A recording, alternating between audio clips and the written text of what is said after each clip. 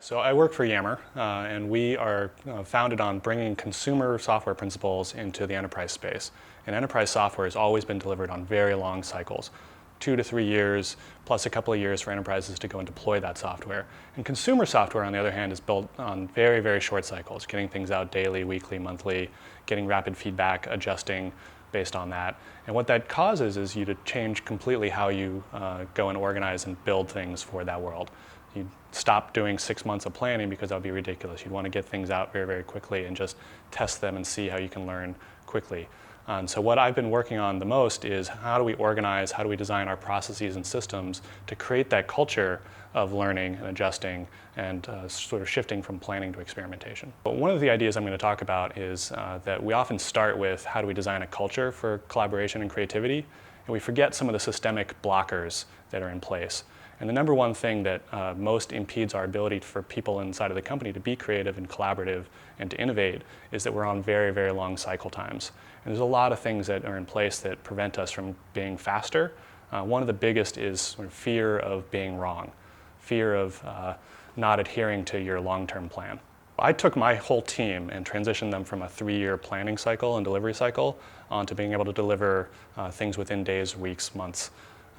And one of the things that we had to do was train them out of all these modes where they wanted to go and do 6 months of planning first and be exactly right. And so one of the things we had to do was start celebrating failure as learning. And so what we did was we redefined failure as the only failure is failure to learn something actionable from the thing that you're delivering. And so we started getting people up in front of the entire team saying at the end of every single thing we tried, what happened, what did we learn, what went right, what went wrong, what would we adjust for next time? I think the very most important thing is for organizations to create a culture where it's okay for people to try new things, even if they're not 100% guaranteed to succeed. In most of our organizations, people are very fearful about not delivering on their commitments, not delivering on their plan. We all want to be able to go to the executive team and say, I'm going to deliver this, and I'm going to deliver this, and I'm going to deliver this, and it's going to take me 6 months to a year, and here's all the results you're going to get. But in today's world, we just don't know. And I would argue that even in yesterday's world, we didn't know for sure what results those things would deliver.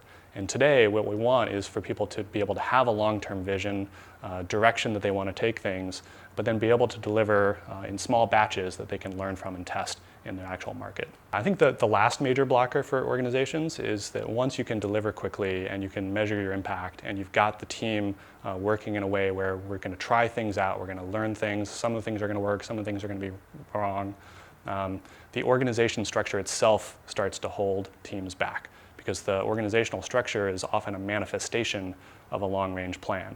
And when work is tied up in the organizational hierarchy, it's very hard to change that. It's very hard to learn and adapt. And so what we need is new organizational structures that allow us to adjust the work we're doing as we're learning. Yammer is designing software for the new world of work. Most old-style organizations are very command and control, built on planning and hierarchy. And that worked really well when organizations needed to design for efficiency and planning and predictability. But in today's world, things are changing too quickly, and there's important information that's locked up in silos around the organization that we need to unlock. We need to connect people within the organization as easily as they can connect with their peers and colleagues outside of the company, so that information can travel, new ideas can be exchanged, and creativity can flourish.